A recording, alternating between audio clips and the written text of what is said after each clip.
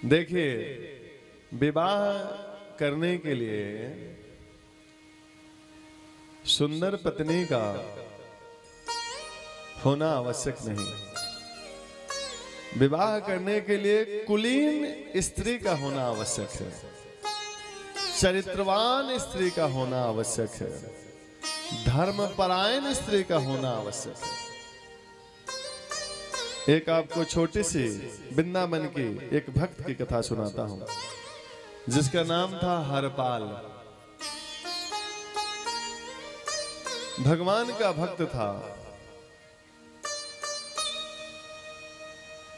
और उसने कहा कि मैं विवाह तब करूंगा जब पत्नी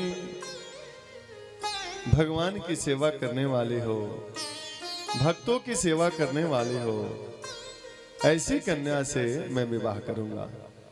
एक ने कहा कि एक कन्या तो है, वो कहती है कि जब रोज आप 1000 संतों का भोजन कराएंगे तब मैं शादी करूंगी। मुझे पति ऐसा होना चाहिए जो 1000 संतों का रोज भोजन कराए। हरपाल जी के पास धन बहुत था। उन्होंने कहा कि मुझे तो ऐसी ही पत्नी चाहिए, जल्दी से बताओ वो कन्या कहाँ है, मेरा विवाह संपन्न कराओ। और बस जल्दी जल्दी विवाह हो गया और इन्होंने मन में संकल्प कर लिया कि 1000 संतों को मैं रोज भोजन कराऊंगा। धन बहुत था, इतना धन कोई दिक्कत नहीं। अब रोज 1000 संतों को भोजन कराते थे, कभी कभी संत बढ़ भी जाते थे। ऐसे करते करते रोज भोजन कराते कराते उनका धन समाप्त हो गया। बड़े व्यक्ति थे, समाज में प्रतिष्ठा थी, उधार लेकर के संतों का भोजन चलाने लगे। 6-7 महीना उधार लेकर के काम चलाया, लेकिन जब व्यापारियों ने देखा कि उधार का पैसा इन्होंने नहीं चुकाया तो उधार के लिए मना कर दिया। जितने गहने थे, जमीन थे, सब उन्होंने बेच करके संतों का भोजन कराया। घर में कुछ नहीं बचा तो कैसे कराएं? फिर उन्होंने अन्न की चोरी करना शुरू कर दी। रुपया, धन, दौलत, सोना चोरी नहीं करते थे। घर में जाते थे और जहां अन्न देखेंगे, आटा, नमक, तेल, सब्जी उठा करके लाएंगे और वो चोरी करके संतों को भोजन कराएंगे। पर भोजन कराते थे। पर ये चोरी करके कितना दिन चलेगा? देखिए, ये सब काम आप लोग नहीं करना। कथा सुन रहे हैं, भाव क्या है? चोरी करके भोजन कराते थे। एक दिन उन्होंने मन में विचार किया कि हम जा रहे हैं वन की तरफ और वन में जो भी व्यक्ति आएगा, जो सेठ आएगा धन वाला, उसको लूट लेंगे ताकि एक बार में 6 महीना, साल का खर्चा एक साथ निकल जाए। किसी सेठ को लूटते हैं क्योंकि संतों के भोजन में कमी पड़ रही है, हमारे पास व्यवस्था नहीं है। और हमने संकल्प किया है, भगवान ने कहा कि ये मेरा भक्त है, ये अपना घर, संपत्ति, सब कुछ संतों में गंवा दिया, इसका उद्धार अब हमें करना ही पड़ेगा। भगवान ने क्या किया कि एक सेठ का रूप बनाया, बढ़िया धोती पहनी, कुर्ता पहना, मूंछ बनाई अपनी, सोने का मुकुट पहना, गले में कितने सोने के हार डाले, कमरधनी सोने का, बाजूबंद सोने का, पायजेब सोने का, यहां तक कि भगवान ने एक सुंदर बेंत भी ले लिया। बेंत समझते ना, छरी, वो भी सोने का। और सेठ का रूप बनाया भगवान ने। मां लक्ष्मी ने देखा कि आज तो बड़े सुंदर रूप बनाए हो, बात क्या है? प्रभु ने कहा कि मेरा भक्त है एक, जो बहुत दिनों से संत को भोजन करा रहा है, अब उसके पास धन नहीं है, उसका उद्धार करने जाना है। माता लक्ष्मी ने कहा कि मैं भी चलूंगी साथ में।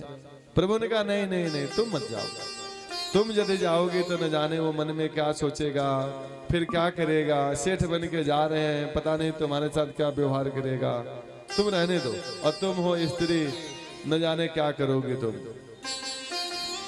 माता ने कहा कि मैं कुछ नहीं बोलूंगी, बस जो आप करेंगे वही मैं देखूंगी।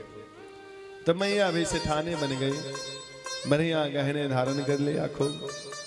दोनों आए उसी जंगल के रास्ते से, जिस रास्ते में ये बैठा था कि कोई भी सेठ आएगा उसको लूटूंगा, ताकि 6 महीना 1 साल का काम एक बार चल जाए संतों का।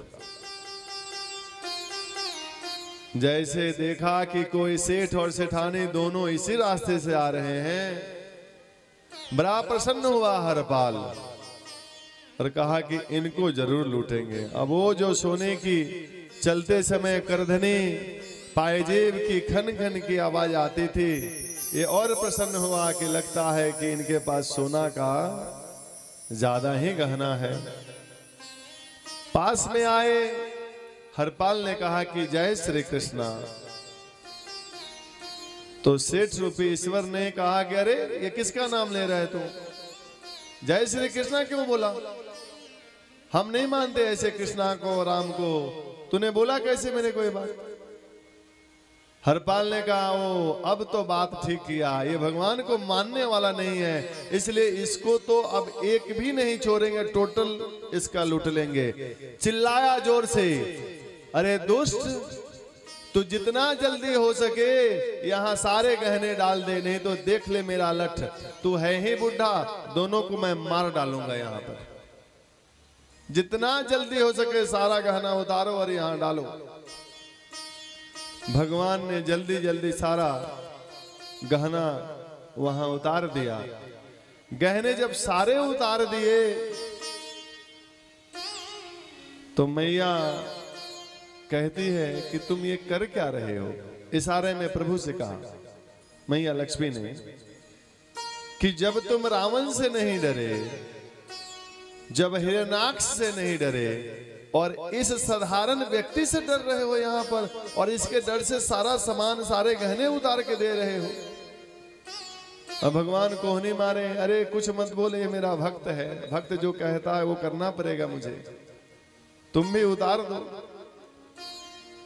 मैया ने भी सारे गहने उतार दिया और एक अंगूठी थी वो हाथ से नहीं निकल रही थी।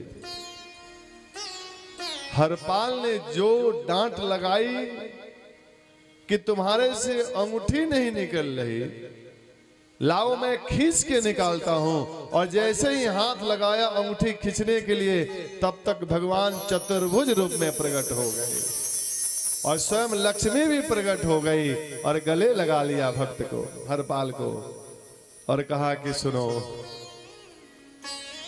श्री राधे, बोला कि सुनो तू मेरा भक्त है। और जब देखा कि भगवान विष्णु है, नारायण है, हाथ में शंख चक्र गदा और पद्म लिए हैं, चरणों में हरपाल गिर गया। बोला हमने अपने प्रभु को लूटा, हमने अपने मां का धन लूटा, हमसे बड़ा पापी और कौन हो सकता है। हे भगवान मुझे क्षमा करें, हे प्रभु मुझे क्षमा करें, हे मां मुझे क्षमा करें। जीवन में हमने बहुत बड़ा पाप किया है, जिस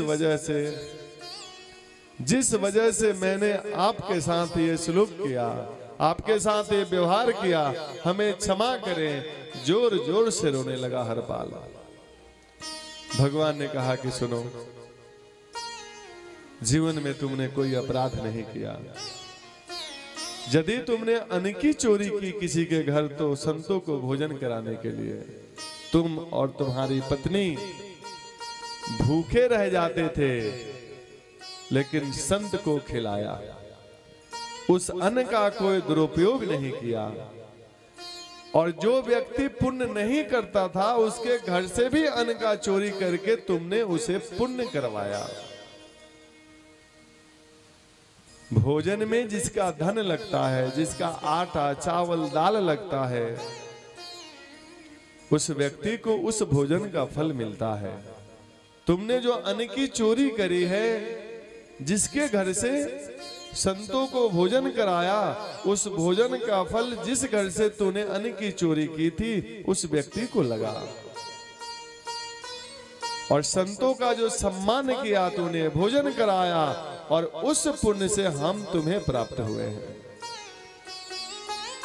और तुम्हें धन की आवश्यकता थी ना, ये जितने हीरे जवाहरात और सोना मैं लेकर के आया हूं, ये तुम्हारे लिए ही लेकर के आया हूं, इससे तुम संतों को भोजन करा सको। और ये 6 महीना 1 साल का लिए नहीं है, तुम्हारा जिंदगी जब तक रहेगी तब तक ये धन चलेगा और संतों का भोजन इससे चलता रहेगा। अब हमें यहां से जाने की आज्ञा दो। उसने कहा हरपाल ने कि देखिए हम आपको अब ऐसे नहीं जाने देंगे, ये जो भी हुआ है मेरे पत्नी के वजह से हुआ है। पत्नी ने कहा था कि मैं शादी तब करूंगी जब 1000 संतों को आप रोज भोजन कराओगे। तो पत्नी की वजह से आपका दर्शन मुझे हुआ है, इसलिए जब आ गए हैं तो आप हमारे साथ चलिए और हमारे पत्नी को भी दर्शन दीजिए दोनों। भगवान ने कहा कि ठीक है, जैसा तुम चाहो। भगवान छोटे छोटे बालक बन गए, बिल्कुल छोटे छोटे से, और माता भी बिल्कुल छोटी सी बन गई। और दोनों को हरपाल ने गोद में लिया और गोद में लेकर के अपने घर गया। और छोटा सा बालक देख करके उसकी पत्नी ने कहा ये दो कहां से लेकर के आए, गुड्डा और गुड़िया के जैसे छोटे छोटे बालक, छोटी वधू। हरपाल ने कहा कि ये स्वयं नारायण है और जो छोटी कन्या है ये स्वयं लक्ष्मी है। और भगवान अब यहाँ असली रूप में आए और उसके पत्नी को भी दर्शन दिए। दोनों प्राणी धन्य हो गए और दोनों को दर्शन दे करके भगवान वहां से विदा लिए हैं अपने भक्तों से। तो धर्मात्मा पत्नी जिसको मिल जाए, दो धर्म के मार्ग पर चलाए, कुलीन स्त्री मिल जाए, उससे ही विवाह करना चाहिए। कुल की बढ़िया तरीके से जांच पड़ताल करके विवाह करना चाहिए। कहीं भी किसी व्यक्ति के नाम के पीछे धर्म नहीं लगा है, लेकिन स्त्री के नाम के पीछे लगा है धर्म पत्नी। जो पत्नी अपने पति को धर्म के मार्ग पर चलाए उसे कहते हैं धर्म पत्नी। तो भगवान का विवाह 16,108 हुआ है। प्रत्येक पत्नियों से 10 पुत्र और 1 पुत्री का जन्म हुआ है। और एक समय आया कि भगवान का निज परिवार 56 करोड़ हो गया। और हम लोग आजकल विचार करते हैं कि एक ही हो तो ठीक है, 2 हो ठीक है, बस बहुत बहुत है। हम 2 हमारे 2, बहुत लोग कहते हैं नहीं, हम 2 हमारे 1। अब 1 होगा तो चाचा ताऊ की तो कहानी ही खत्म हो जाएगी, कुछ नहीं बचेगा। बहुत लोग कहते हैं ना कि नहीं नहीं बस 1 ही ठीक है। हम तो कहते हैं हम 2 हमारे 2, कुछ लोग कहते हैं हम 5 हमारे 50। कैसे काम चलेगा ये बताइए। 1 वाला भी सुखी नहीं है, 10 वाला भी सुखी नहीं है, और 10 वाला भी सुखी है, 1 वाला भी सुखी है। कभी ऐसा सोचना नहीं चाहिए। कभी भी धर्म के विरुद्ध काम न करें। देने वाला भगवान है, सबको देता है, देगा। सब अपने भाग्य से जन्म लेते हैं। माँ बाप पालन पोषण करते हैं, लेकिन आप ये समझ लेना कि आप पालन पोषण कर रहे हो वो भी भगवान की कृपा से। हमने एक चंद्रहास जी की कथा आप लोगों को सुनाई थी पहले। बाल्य अवस्था में ही माता पिता भी चले गए, जो दासी सेवा करती थी वो भी चली गई, और चंद्रहास चक्रवर्ती सम्राट बने। चक्रवर्ती सम्राट मतलब वैसा राजा जो राजा पूरे विश्व के राजा को आदेश दे और उसका आदेश मानना पड़ेगा। इसलिए कभी ऐसा न सोचे कि एक ही ठीक है, कभी नहीं। जो आ रहा है उसे रोकने की कोशिश न करें। ये हमारा धर्म कहता है, धर्म को मानना चाहिए। और आइए एक भजन दुबे जी से लेते हैं, खूब सुंदर भजन, उसके बाद आगे कथा होगी।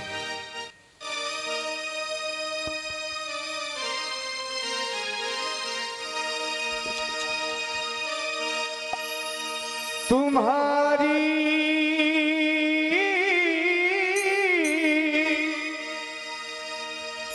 याद आती है,